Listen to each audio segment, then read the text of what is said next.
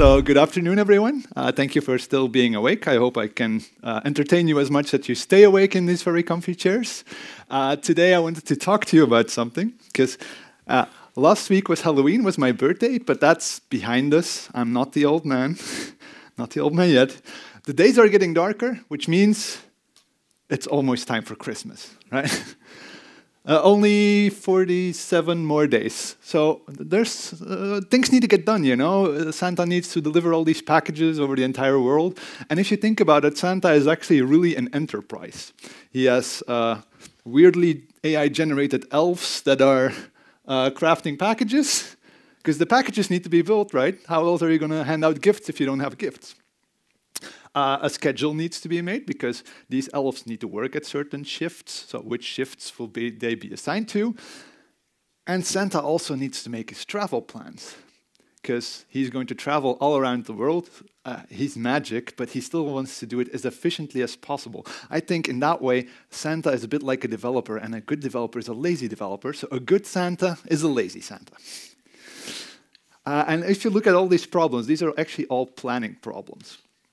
And what are planning problems? It's problems that optimize goals with limited resources under constraints. For Santa, this is pretty clear. He wants to optimize how fast he can get everywhere with the limited time, because he has to deliver packages within a certain time frame, because it's weird if you see Santa in the summer, and under certain constraints. So that's what we're going to talk about, to do some vehicle routing. So to tackle the problem, we can do a greedy algorithm. And maybe I should first show you how we are going to do this planning, because I have a short demo. Well, a short demo. Most of this stuff is going to be demo.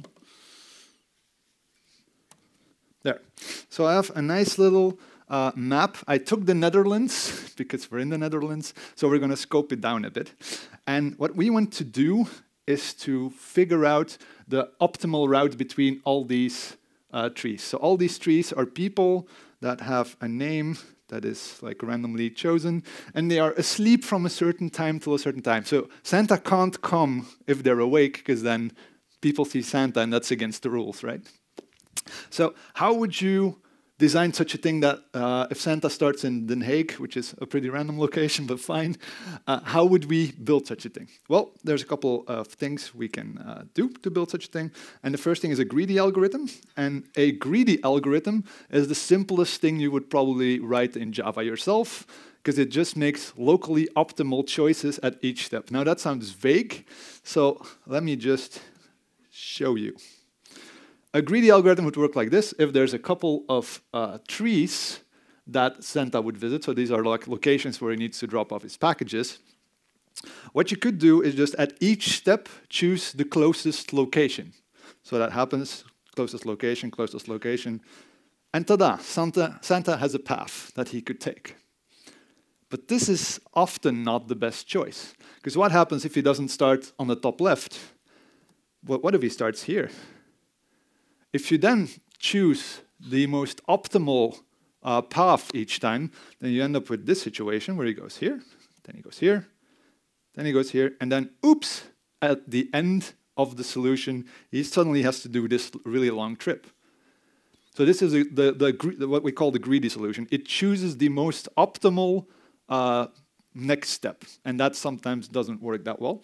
How does that look like? Let me just...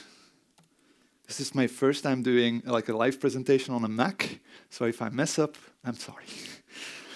A greedy solution basically looks like this.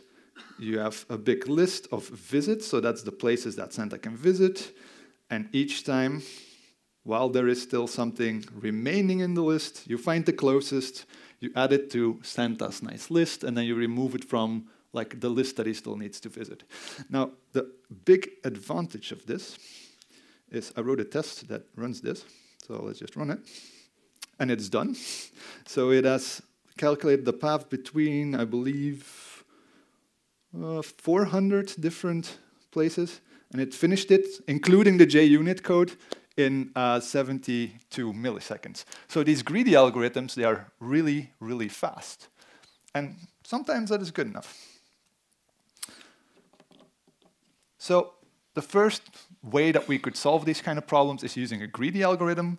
Greedy algorithms are super, super fast, as you could see, 72 milliseconds, and then the startup time from JUnit. They're scalable, but they're far from optimal. So it's not an optimal solution, it is a feasible solution. So yeah, if we want to get the optimal solution, that means Santa has the least amount of travel time. There's only one way to really find the optimal solution, and that's to test every combination of every route you could select. So what does that look like? Yeah, beware recursion ahead. Just jump here. Same code, brute force solving. Basically, it's a recursive function where you find the shortest path, and then each time you permutate again. I mean, it's recursive code. I don't want to bother you with this, honestly. But if you would run this brute force code, the test is running, and running, and running. I'll just take a short sip of my drink. I think I have time enough.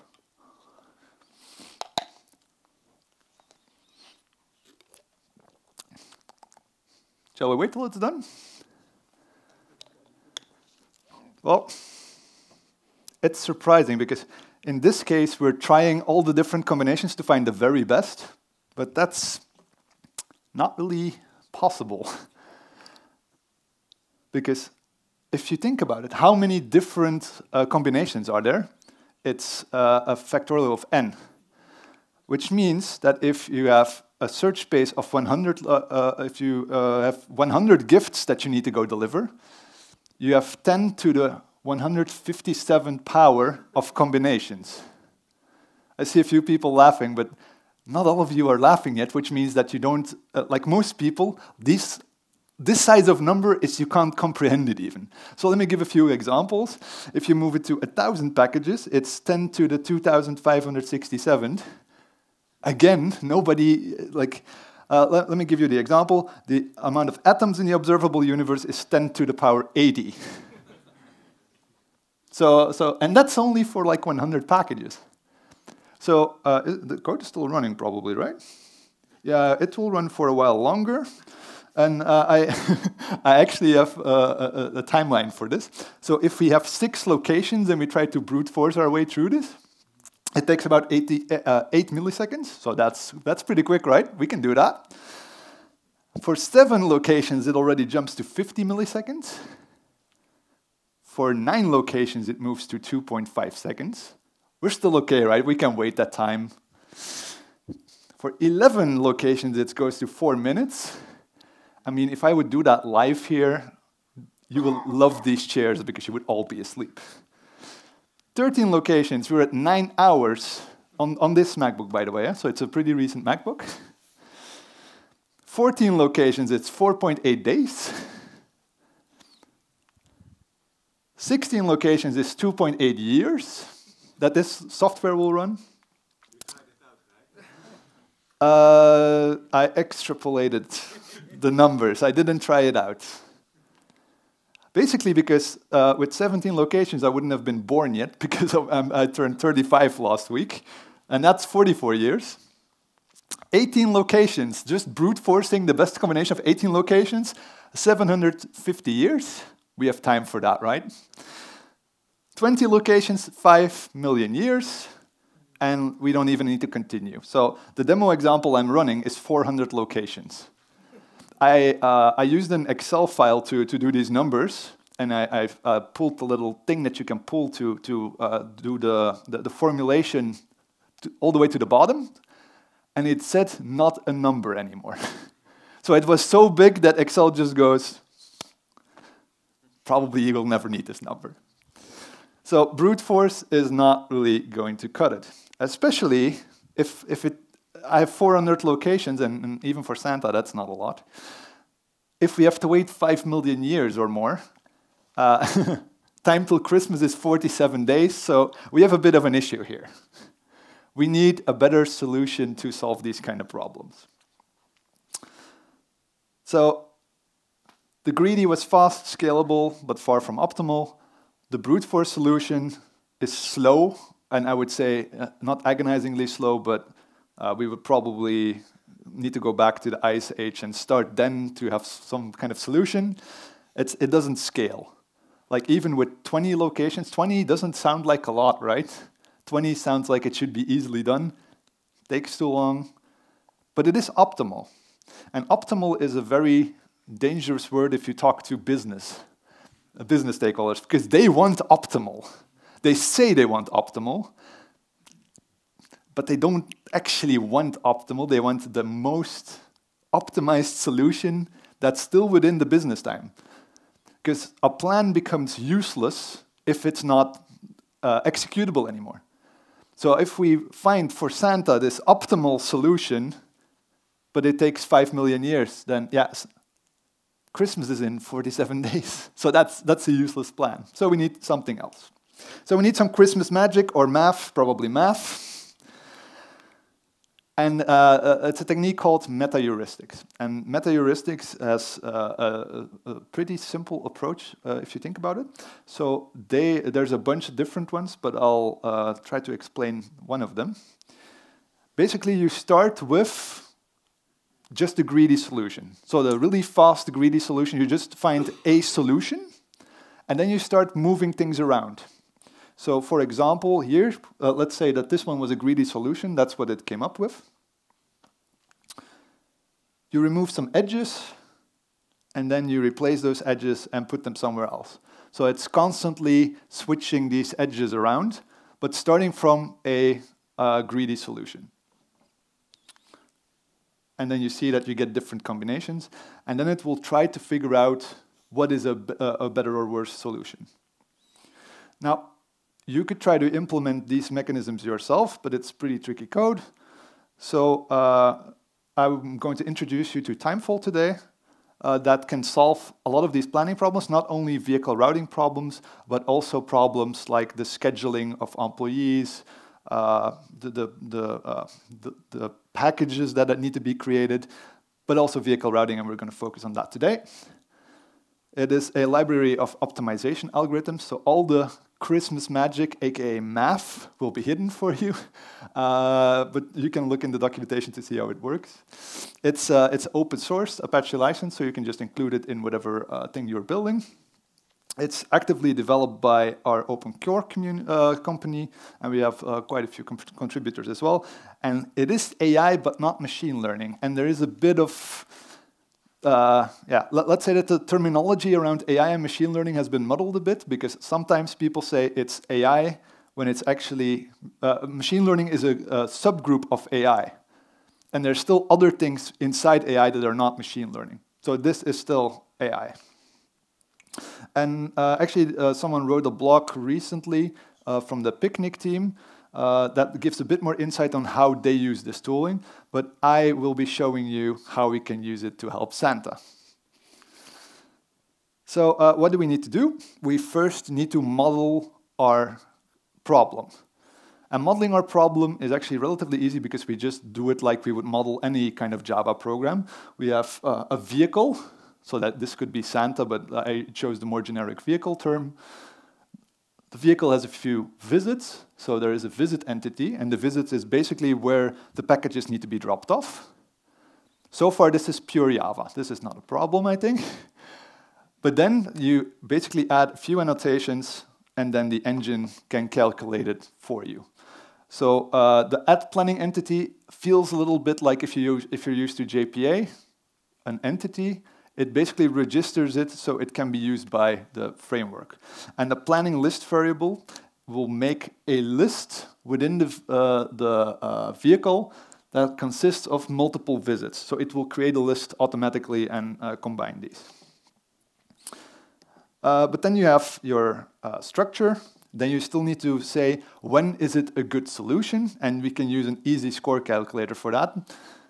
So basically you get all the vehicles, and you sum up the total driving time. And then you give it a score. And these scores is basically how the framework determines, is this a good solution or is this a worse solution? And it will try to find the best solution by constantly making these calculations. So I think it's time to show you a demo. So I will take let's start with Santa and L small. So these are all visits. This is Santa. I click the solve button, and then it starts making the route. And you can see it is constantly updating it because it's constantly finding newer and newer solutions that are scoring a bit better than the previous one. You can actually see the scoring here on the top right corner, which is now maximized by the time I said it to you. There we go. And then we can actually see Santa go. There we go. Look at him go. Yeah? Is this including the restraint of the bedtimes? Sorry, the restraint of? The bedtimes, the sleeping people. Not yet. Okay. Not yet. We'll get to that. But very good question. Very good question. So this doesn't take into account the sleeping people yet. But Santa is actually fast enough in this example. So let me just jump to the bigger one. So this is a bit more challenging. These are 400 homes. So let's start solving it. And you can see here in the upper right corner that you have a hard and a soft score. I should probably explain a hard and a soft score. A hard score is basically saying this is an impossible solution, and that's based on your business rules. For example, in a few minutes, we'll add a rule that says you can't visit places if they're not sleeping, if they're awake. And that will be a hard constraint. A soft constraint will be the total distance that Santa has to drive. So I'm going to stop solving. I don't know, I like this animation, it may be a bit too much, so I'm going to use this opportunity to take a short drink because this Santa head was really a bad idea.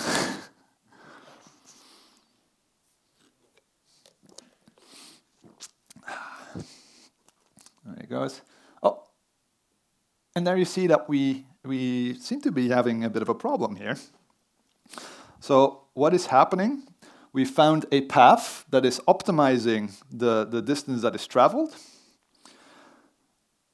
But in some cases, Santa is not reaching his location on time. Because some of these people, you see this fireplace. I thought the fireplace was a good representation of the people are awake. And since Santa is trying to enter through the fireplace, it basically means Santa gets burned if he arrives at the wrong time. So if I look at the details, you can see J. King is asleep from 9 till 5, and Santa arrives at 5:15, which means fireplace is on, which means bye-bye Santa. This is not a good thing. So we need to build in something in the calculation to fix this. Let's see how I'm going to do that. Let me just truncate this thing and remove the simple score calculator.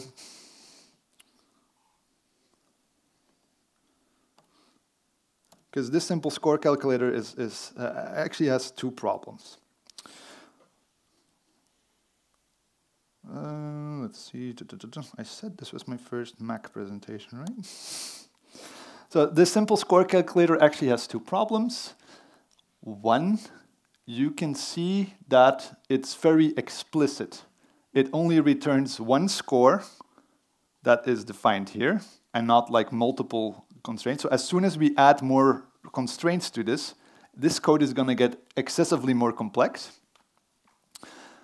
And it just doesn't feel a natural way to expose these things. So these meta-heuristics that I showed are faster, scalable, and near optimal. You don't get the optimal solution, because as I showed with the brute force, that's impossible. But we get as close as possible to optimal while still being on time and valuable for the business. But first, another question. How good are humans, if you look at this? Yeah, humans are pretty slow. Especially when you need to make these big schedules, there's actually companies that have full-time planners that do this kind of stuff, and they do it full-time to plan shift schedules or to plan routes, and they do it manually. So pretty slow. You can scale it because you can give different people like different segments of planning. So it is kind of scalable, but it will probably be far from optimal, because if I ask you, how would you how would you draw, if I ask you to do it manually, give me the shortest route, it's probably not going to be optimal. You're probably going to draw something that's feasible, so something that is possible, but not optimal.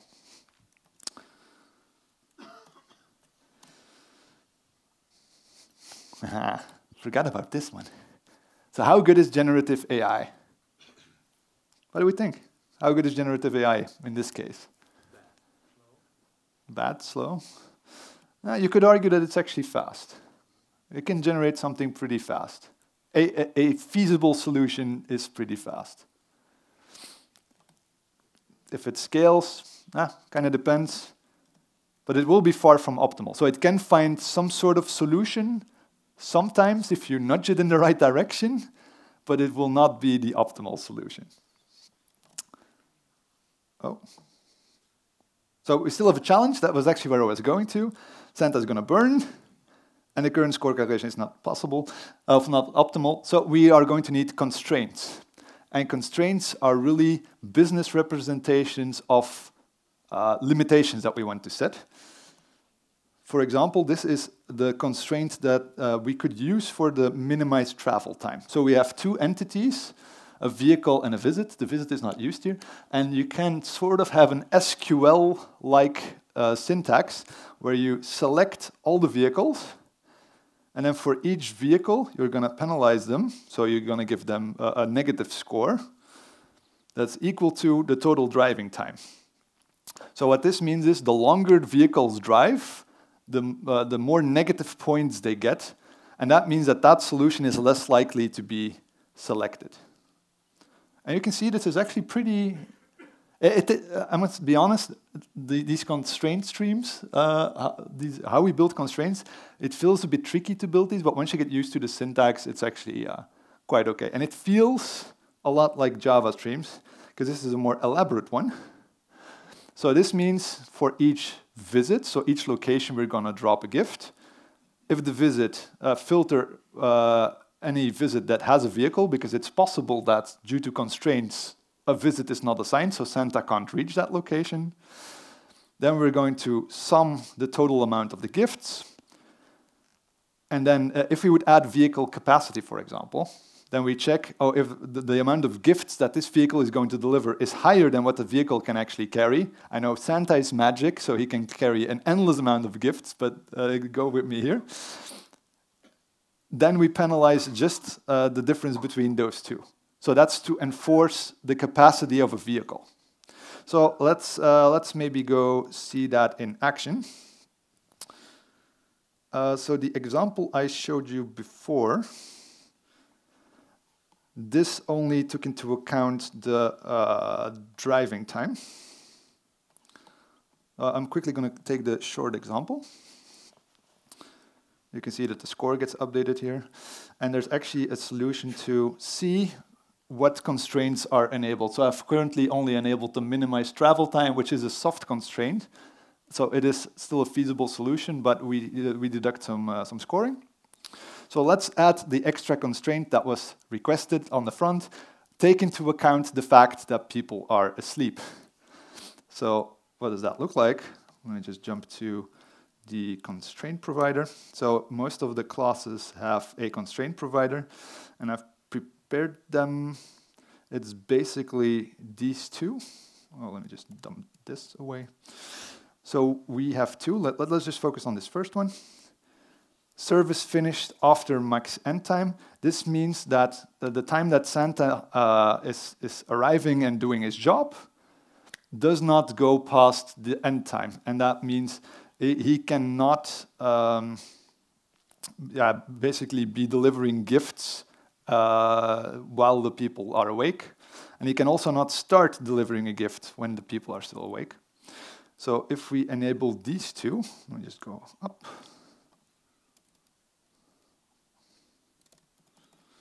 And I'm using Quarkus, so if I refresh, these should already be applied. I'll just quickly check that. Oh. See, you can see, I'm actually going to disable this one because I realized that I was greedy and decided to introduce something new right before the demo, which you shouldn't do. So let me just refresh that for a second. So there it goes. Let me stop the solving a bit early. And you can see exactly what kind of constraints you've set. So when you're building this for a business problem, you can make these small constraints, and these constraints will usually come from your business. And you can actually explain to them why a certain solution is the way it is. So it's a form of explainable AI that you can have. So, but actually, this wasn't the difficult one. The difficult one was the one with the 400 gifts. So let's jump to the big one. So this one, because this was the one where Santa was too late. So let's do that again. There we go.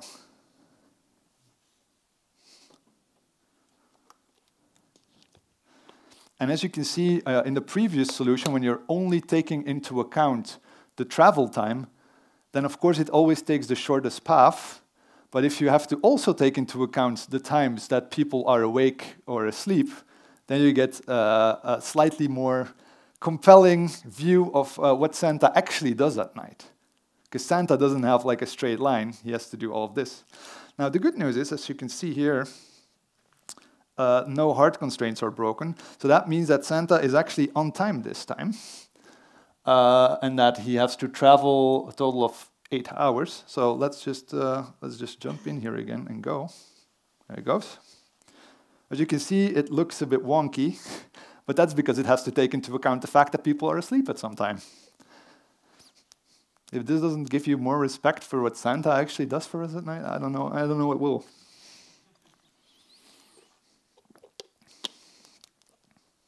Yep, there he goes. And as you can see, no more fireplace hazards. Everything is delivered on time. All right. So let's make this a bit more complex.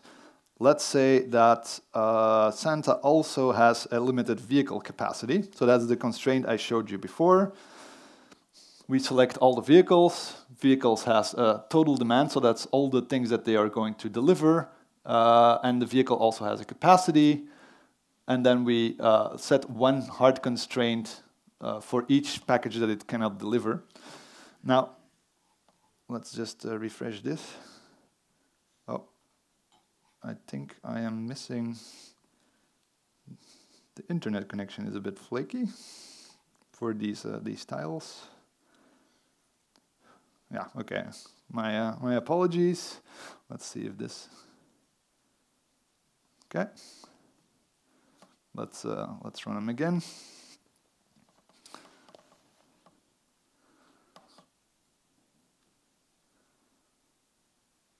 So here it's not really a problem because he has a capacity of 400 and he's delivering 400 gifts.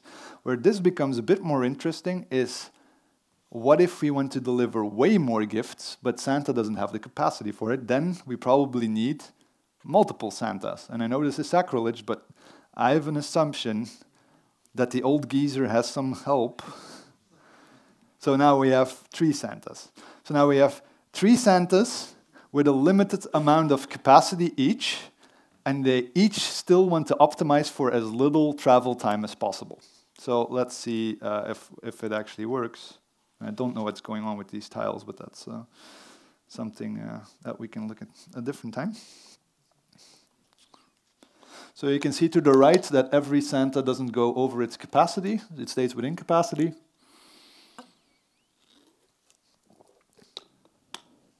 And it still tries to optimize to have as little travel distance in total, so across these 3.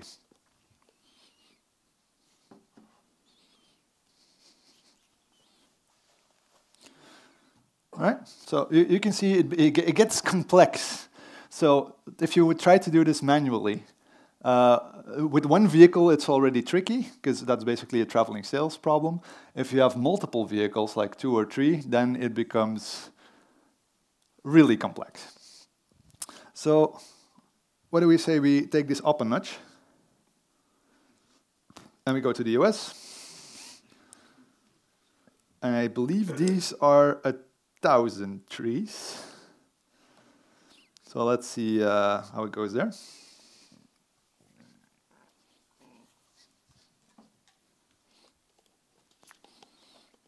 And this is computationally really, really hard. So this will probably take a while.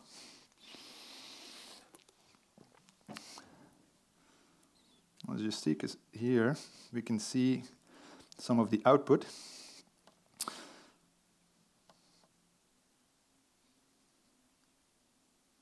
Okay.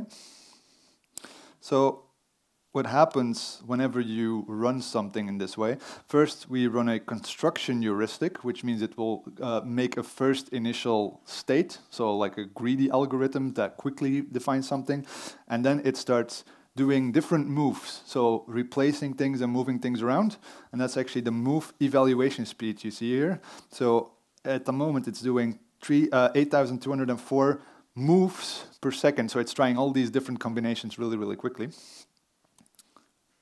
There we go. And as you can see, for this scale of problem, it takes a while, even with these heuristics. What? It missed a lot of trees because it makes a first solution, even if it's not completely feasible, even if not everything is used, and then it will try to continue with that. And also my solver stopped, because after 30 seconds it stops, but you can just dump whatever was the last state, add it again, and then it will continue to optimize. So that's a big part of the power here. You can choose in the configuration how long your solver will run. Let me just show you that. Some solver config. It's this configuration property. So typically we say you run these things for 5 minutes, but it depends on your use case. If you have the power to, well, if you have the time to let it run for an hour, then it could find a better solution. But it really depends on your use case. It flattens out quite a bit. So this is a bit of experimentation that needs to happen. Sometimes it's worth it to calculate for an hour. Sometimes you'll see that it's really diminishing returns and it's not worth spending this much more compute power for that amount of time. So it still hasn't assigned 114 of these items.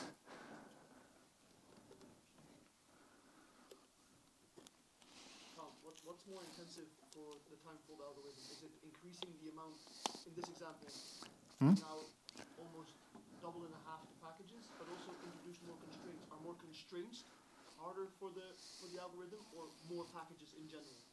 So to repeat the question and to paraphrase to see that I get you correctly, what is more intense or more problematic, let's say? Is it to add a lot more packages, or is it to add constraints? I thought I would only use one depends card, so if you listen this morning, if I say it depends, you say, on what? Good. It depends on the implementation of your constraint, mostly. If you have a few very simple constraints, then the extra packages will still scale the solution quite a bit, because there's different combinations. But if you have a really badly implemented constraint, then actually that can start weighing a bit more quickly. Now, I must say that these constraints and the way you define them, let me just jump back to the constraints, and that's something we do here. So it looks like you are using sort of Java streams, and Java streams get evaluated each time. Well, this is a constraint factory. So we take this information, and when you use the same for each, for example, if you do for each vehicle, or let's see, let me use this as an example. So we have two constraints that start from visit. If a visit doesn't change, these constraints will not be called.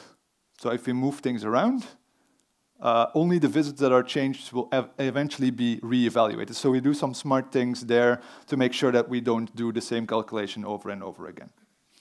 So that's basically it. We interpret on startup these constraints, and we optimize. We sort of optimize them again so that we don't keep using the same. That we don't keep hitting the same constraints over and over again, while we know that they actually have sort of the same constructs. Does that answer your question? Okay. Let's see. It still has not. I think this might be bugged, to be honest. Let's try one more time. Let me just quickly check.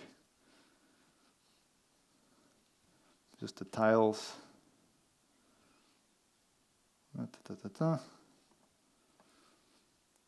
No, we're not going to wait for this one. Yeah, Inse.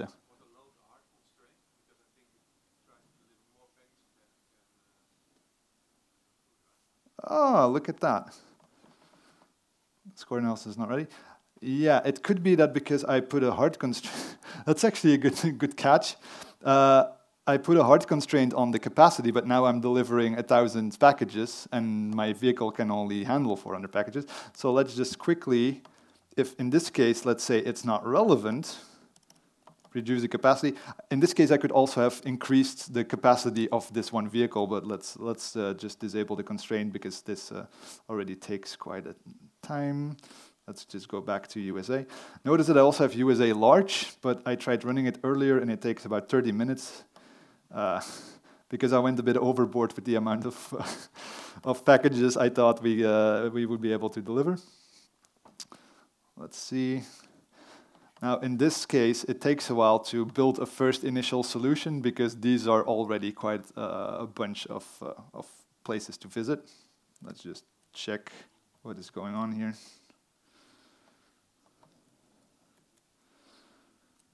Oh, there he goes.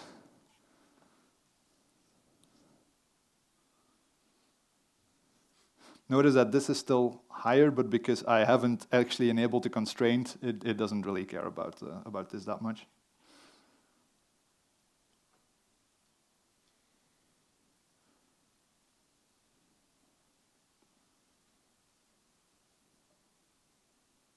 No, this is taking a bit too long.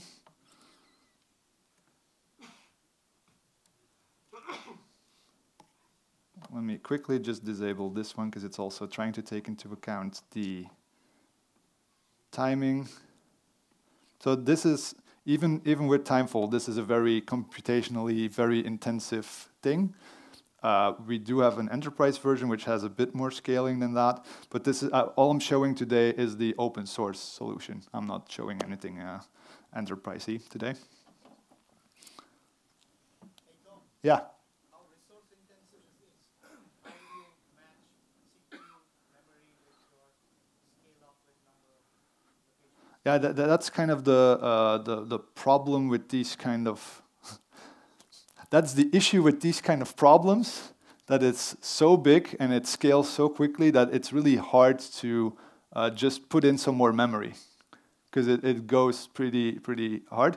I believe, and I have to check the numbers, that memory-wise it should run fine. I'm treading on dangerous territory. You know what? I'm just going to say I'm not sure, and I will make sure to make a post about this later. But I believe we do have some resources online for this that can tell you more about the CPU. It's actually in our documentation, but I can't. The conference Wi-Fi is being a bit tricky about this, so I'm not going to be able to show you that quickly. What? Just go to the cloud, it'll be fine. At a conference, go to the cloud. Yeah, but even there, you can't just scale it infinitely. You said there's a cutoff time, your timeout. There's a cutoff time, yeah. I was thinking, is there also a correlation between your infrastructure? Yeah, you can always try to throw more at it, and we have some benchmarking tools. But as an ex-colleague of mine always said, the proof in the pudding is in eating it.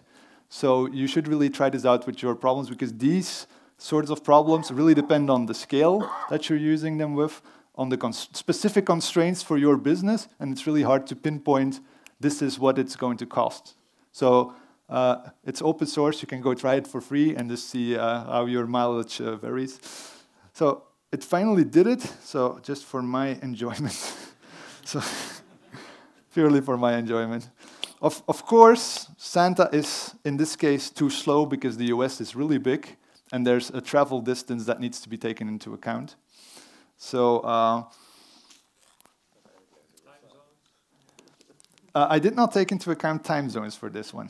You could, but I didn't do it. I just wanted to show the scale and what it's capable of in intensity. So that's all fine, but Santa is horribly burning to death. So let's not go there. So why would you use these sort of constraints that I shown you? Your score is explainable because you in the example. So these UIs are also included in our quick starts guides that we have. You could really see what constraints are being broken, so that you can tell to your business, this is what we're compromising on, and maybe that's enough. But also we have incremental score calculation, and to put that really simply, imagine you have a new package. Someone suddenly gets on the nice list. I think we should put Brian Vermeer and Bertjan Screever on the nice list today. So let's say they get an extra gift. And if before these were the gifts that we were delivering and we want to add a new gift, we only recalculate the other ones. And this is something that's really hard to do if you try to implement it yourself. So it kind of infects only the areas that are next to it. So in conclusion, feasible is easy. It's easy to make a solution that seems feasible, but to optimize it and make it really optimal is really hard, almost impossibly hard.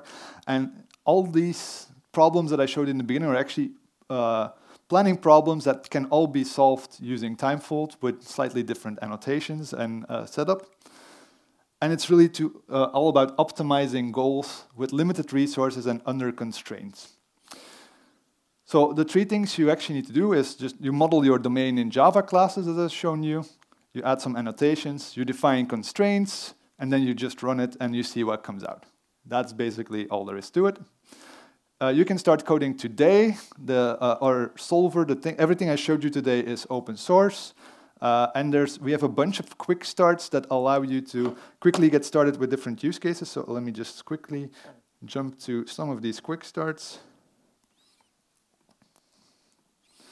So we have quick starts for bed allocation, facility, crew, conference scheduling, because apparently scheduling a conference is terribly difficult.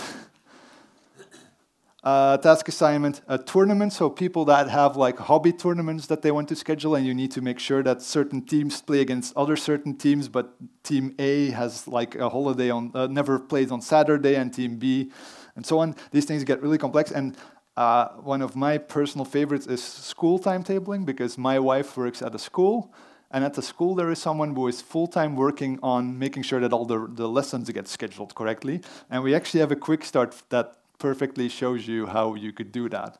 So you could pick up one of these quick starts and experiment with this kind of solution yourself. So I promised you that you would be able to solve all these kind of problems. So if I would map these kind of problems to some of the quick starts we have, this one would be the food packaging quick start. That's the one that's closest related to it. This one is we have an employee scheduling one. So that's to schedule employees. This is the vehicle routing one. I basically based my demo on the vehicle routing demo. And we also have a public platform that is not the solver, that's not open source, but you can use it for free, and that's basically a REST API where you just throw your data at us and we run the solver in the cloud. So that's something that's relatively new.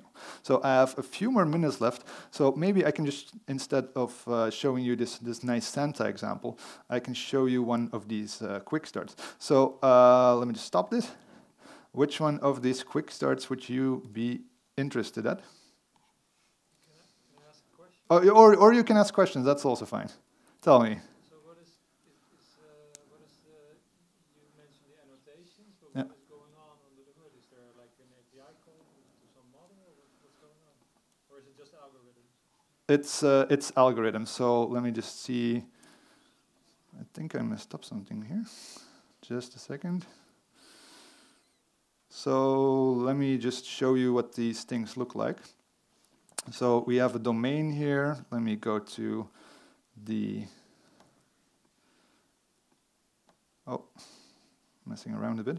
So we have a vehicle, which has a planning entity that's basically to find to make sure that the solver can find this class and all the entities in it, and a planning ID, that's not that big a deal. We have a planning list variable that basically instructs the solver to find and create a list of these visits. So it will try to find visits and put them in different orders. And then we have a plan, which I haven't actually showed you yet, which is the planning solution. And that's where everything kind of comes together. So this is the big bag of everything. And this solution contains the list of entities, so the different vehicles. It also contains the list of visits. And these will be provided to the solver to puzzle them in different ways. And then it will auto-inject the score here as well. So you combine all your data that you have into this basically a planning solution, and then it will do all the math for you, basically. So this is a value range provider, which means that it will provide these visits to the solver to assign to the different vehicles that we might have. Does that answer your question? Yeah. What about the visualization? There's a visualization for that you made yourself for the traveling salesman stuff. Yeah. But what about the others? Is it optional to have this visualization? Is it usable without? Do I need a server? I'll try to answer those questions one by one. Sorry. So what about the visualization? Yes, I made a custom visualization because it's a Santa talk and I wanted some movement of Santa. But our quick starts, these actually come each with a visualization. So let me just... I'll just take the school time, the school time scheduling. Let me type mvn Quarkus dev. So don't expect too much from the visualization. It's an index and it's basically to showcase. But what we do is we have created for each of these quick starts, we've created a visualization, and it basically posts the entire problem to a REST API, and that REST API basically calls a solver. So I can actually quickly show you this. It's just REST. All locally on your own machine? Yeah, it's all locally on my machine. So this will take, here, it will take a problem and then it will call the solver. So let me just see if I can now, if I refresh now, this should be gone. There we go. So this is the school timetabling example. So you have a bunch of lessons, and then there's some rules, like some teachers teach multiple classes, like Miss Curie teaches physics, but also chemistry. So those can't happen at the same time, because the teacher can't be at two locations at the same time. You click the solve button, and then it starts solving. There you go. That's your time schedule. And the cool thing that I really like about Timefold is that you can see exactly which constraints are being met and which constraints are not being met. And for each of the quick starts, we have something like this. Some of the quick starts have a lot of constraints, like the conference one has a surprising amount of constraints. But this one you could just pick up and go help your local school and build something around it. So the solver itself is a pure Java library that contains these algorithms, but you can build something around it. And if you start from our quick starts, you have a visualization already out of the box. Does that answer the questions? Yeah. Okay, great. Any more questions? Can you also take into account other constraints? For example, like on this road you can run faster than on that road, or yes, you can, but then you need to be able to model it in your Java code. As long as you can model it in Java code and then you write your constraint stream, then you are able to express quite a bunch of stuff. Yeah? You see the timetable was switching after a more optimal solution. Yeah. How does that work? Does it in the background continue to search for more? Yeah, so this is the last question, I'm sorry, because my time is almost up. You saw in the example that the timetable kept changing. That is because in this case, in the quick starts, we were a bit I wouldn't say lazy, but we took a simple solution. Basically, it's in JavaScript, it's calling the give me the best solution every second, and it redraws this thing. So the solver is actually running on the background, and what we have is this thing, solver manager, best solution consumer, and then we put it somewhere so that when a REST call comes in, that we have the best solution. So it's just a best solution consumer that drops the solution somewhere, and then you can keep using it. But that keeps running in the background. It keeps running for as long as you can configure it, or if you want to kill it preemptively, you can. Yeah. So that depends a bit on your use case. So I'm actually out of time, so I would like to wish everyone a Merry Christmas. I'm very glad this thing is over because my head is melting, and I would like to thank you for attending today.